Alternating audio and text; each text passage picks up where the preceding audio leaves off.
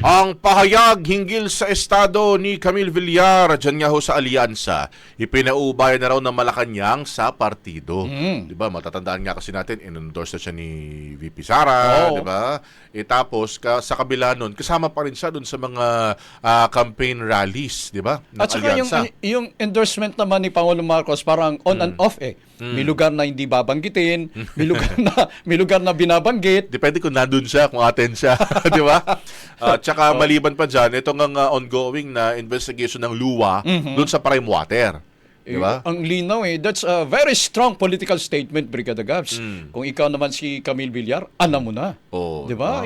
Masyado ka namang manhid kung hindi mo nararamdaman yung parang subtle pa ba yan? Political pressure. Subtle pa ba yun? Parang in your face na nga yan eh. Pero syempre, walang direkta na sinasabi. So parang sa mga subtle pa rin. tsaka ano Garapala naman, ng politika sa Pilipinas eh, di ba? dun sa mga huling interviews naman statement ni Congressman Toby Chanco, yung campaign manager ng Alyansa, sinasabi pa rin naman nila na sa ngayon member pa rin ng Alyansa si Congressman Camille.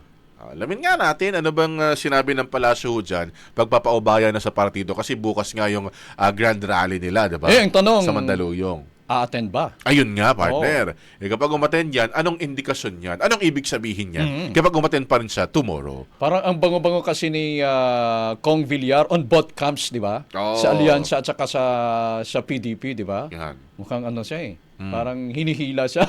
Correct. Both sides. Ay, nako. Oh. Sabi nga ng mga... nung nakaraan, di ba, nung una siyang umattend doon sa isang rally ng Alyansa, yung mga comment, parang may double agent. Sabi, di ba? Pero ayaw nyo pala sa amin, ha? Eto, imbisigahan namin kayo. Parang gano'n eh. Alamin nga natin itong pagpapaubaya ng palasyo. Brigada Maricar Sargan, i-brigada mo. Brigada Live Report. Ipinauubaya na ng Malacanang sa alyansa at sa campaign manager nitong sina Votas Representative Toby Tiangco ang paglalabas ng pahayag hinggil sa estado ni senatorial candidate Camille Villar sa koalisyon. Ito ang naging tugon ni Palace Press Officer Attorney Claire Castro matapos tanungin kung patuloy pa rin ang tiwala ni Pangulong Ferdinand Marcos Jr. kay Villar lalo na't ilang beses itong hindi nabanggit sa mga nakaraang campaign sortie ng alyansa. Pero kagabi sa sortie ng alyansa sa Malolos, binanggit ulit siya ng Pangulo pero absent naman ito. Ayon kay Castro, tanging ang Pangulo lamang ang makapagsasabi kung may issue ng pagtitiwala kay Villar. Paliwanag pa niya ang pagpili ng Pangulo sa mga kandidato ng alyansa ay nakabatay sa kanyang paniniwalang magiging tapat ang mga ito sa taumbayan at hindi uunahin ng pansariling interes. Diet ni Castro, kung hindi makatutugon sa ganitong pamantayan ng isang kandidato, posible anyang mawala ng tiwala ang Pangulo.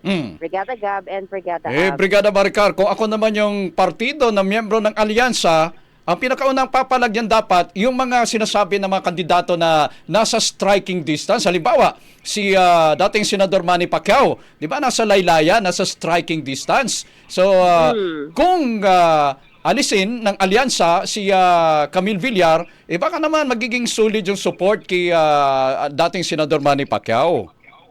Oo, lalo na ilang araw na lang, Brigada Abs ay magkakaroon na ng desisyon. Baka kasi mamaya yung survey,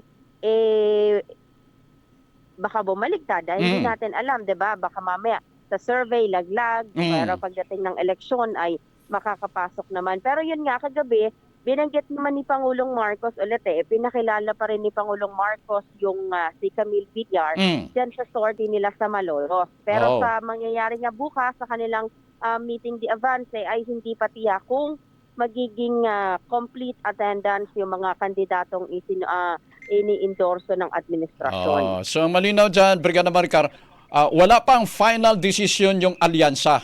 Whether or not i-forgo si Congressman Camille Villar or kasali pa rin sa alyansa. Oo, wala pa silang inilalabas na statement, Brigada Ag. Hindi tulad kasi kay Senator Amy. Si Senator Amy kasi siya talaga yung kumalas. Okay. Sige. Thank you. Maraming salamat mula dito sa Malacanang in the heart of changing lives.